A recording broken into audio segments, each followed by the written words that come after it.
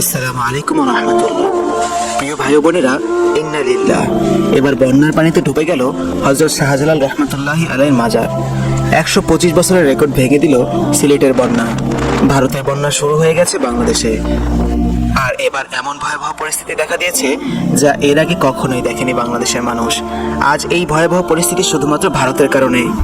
ভারত আজকে বাংলাদেশের শত্রু হয়ে দাঁড়িয়েছে। সিলেটের হাজার হাজার মানুষ আহাজারিতে আকাশ বাতাস সবকিছুই ভারী হয়ে উঠেছে।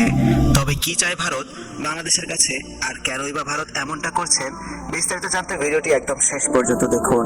আর আজকের এই ভিডিওটিতে আমি আপনাদেরকে ভারতের হিমাচল প্রদেশের এভাবে বন্যায় এক দুঃখী পরিবারের সাথে ঘটে যাওয়া এমন একটি ঘটনা জানাবো, যে ঘটনাটি আপনারা কখনো কল্পনা করতে পারেননি।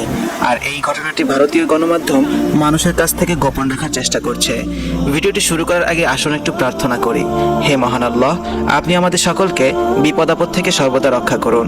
যারা বিপদ আপদ থেকে রক্ষা পেতে চান তারাই কমেন্টে লিখুন আমিন, এবং এই ভিডিওটিতে একটি লাইক দিন। ও যারা চ্যানেলটি এখনও সাবস্ক্রাইব করেননি, চ্যানেলটি এখনই সাবস্ক্রাইব করুন।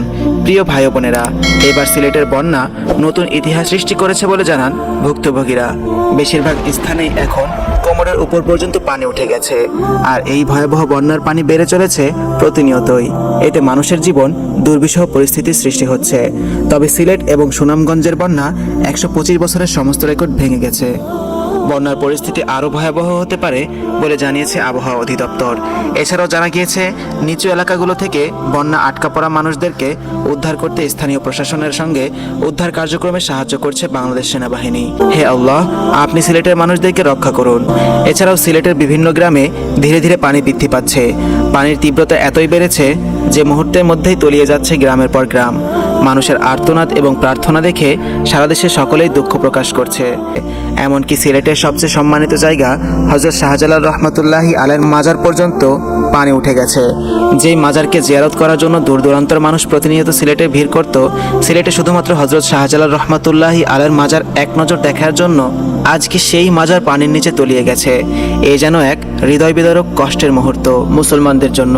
তবে প্রিয় ভাই বোনেরা, এই প্রাকৃতিক দুর্যোগ কোনো মানুষের হাতে নয়। এই দুর্যোগ মহান আল্লাহ তাআলা রব্বুল আলামিন পৃথিবীতে অবতীর্ণ করেন যাতে মানুষেরা শিক্ষা অর্জন করতে পারে। আর তার আরেকটি উদাহরণ আপনারা বর্তমানে হিমাচলের ভয়াবহ বন্যা পরিস্থিতিতে দেখতে পাচ্ছেন। গত কয়েকদিন আগে এই এলাকার মানুষের অবস্থা একদম স্বাভাবিক ছিল, কিন্তু এখন তারা জানে না তারা কোথায় যাবে, কি করবে। তবে বাংলাদেশে যে বন্যা পরিস্থিতি তৈরি হয় প্রতি বছর, সেটা শুধুমাত্র ভারতের জন্য। ভারত তাদের বাঁধ হঠাৎ করে খুলে দেওয়ার কারণে বাংলাদেশের বিভিন্ন এলাকায় সৃষ্টি হয় ভয়াবহ বন্যা।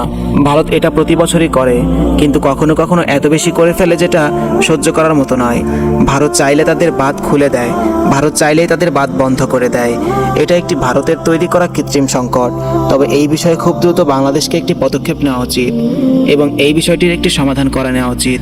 নয়তো পরবর্তীতে সিলেট সহ সারা বাংলাদেশ এর চেয়ে ভয়াবহ পরিণতি দেখবে। তাই সময় থাকতে বাংলাদেশ সরকারকে যত তাড়াতাড়ি সম্ভব পদক্ষেপ নিতে হবে।